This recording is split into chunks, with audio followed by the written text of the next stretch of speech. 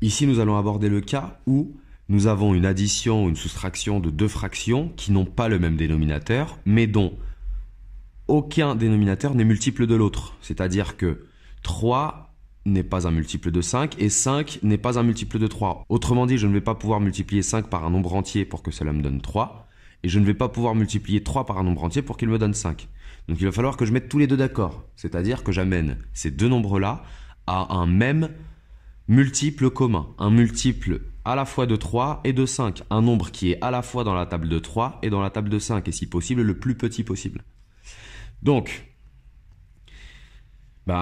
ici, qu'est-ce qu'on peut dire? On sait que ce multiple commun, c'est 15. 15 est à la fois dans la table de 3 et dans la table de 5. Et c'est effectivement le plus petit possible. On le sait assez facilement. Je multiplie donc 3 par 5 3 par 5 et donc le numérateur par 5. Ici, le dénominateur par 3, donc automatiquement le numérateur par 3. Ce qui me donne moins 5 quinzièmes plus 3 fois 1, 3 sur 15. Voilà, maintenant j'ai mon même dénominateur ici.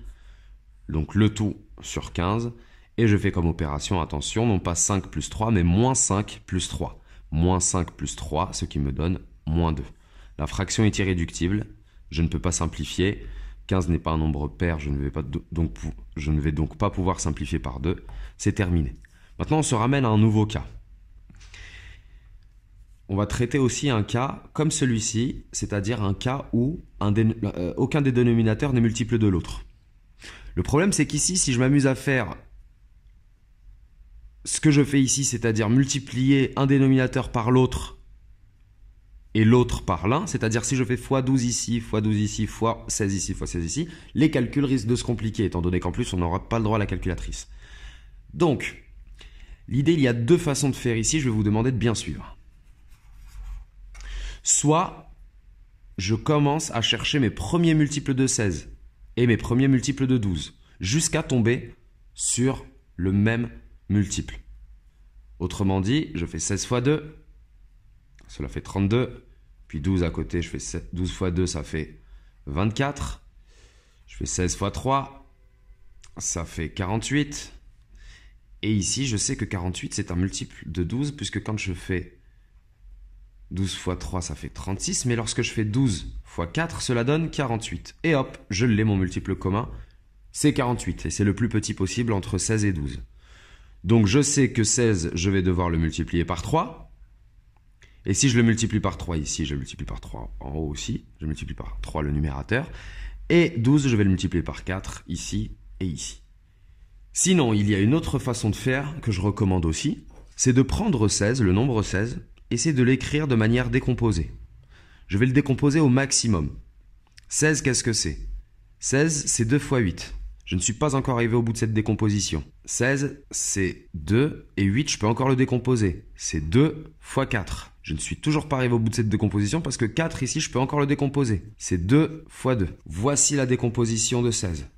Je ne peux pas décomposer 16 davantage. Je fais exactement la même chose cette fois-ci avec 12. 12, c'est 4 fois 3, mais c'est aussi 2 fois 2 fois 3. Et là, je ne peux pas plus décomposer 12. Maintenant, avec ces deux décompositions-là, je me demande qu'est-ce qu'il me manque ici comme facteur que je n'ai pas ici, et qu'est-ce qu'il me manque ici comme facteur que je n'ai pas ici.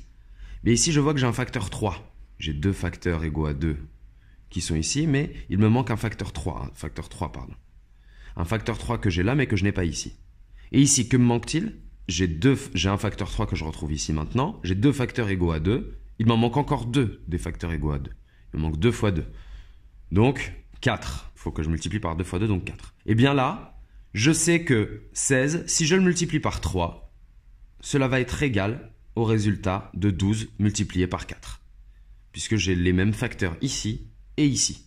Il suffisait juste de compléter. Donc on fait une décomposition de nos dénominateurs en produit de facteurs premiers. Et ensuite, on complète par les facteurs qu'il nous manquent dans l'un et dans l'autre. Donc 16, on le multiplie par 3, si on le voit avec cette méthode-là ou bien celle-ci. Je vais le multiplier par 3 ici. Et donc automatiquement par 3 au numérateur. Et 12, je vais le multiplier par 4 au dénominateur et au numérateur. Ce qui me donne donc des fractions qui n'ont pas changé de valeur mais qui ont changé de visage. 3 48e moins 1 fois 4, 4 12 fois 4, 48. Voilà. Qui me donne donc 3 moins 4, ce qui donne moins 1, le tout sur 48. Alors attention, ce n'est pas faux, hein.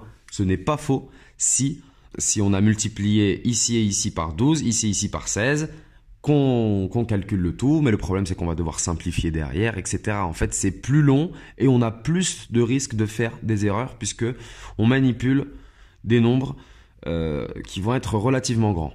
Relativement grands. Voilà, donc voici les deux méthodes à conseiller si on a envie d'avoir un dénominateur commun. Mais quand ce sont des petits nombres comme ça, à la limite, on peut multiplier l'un par l'autre, l'autre par l'un, sans problème. Voilà, bon courage!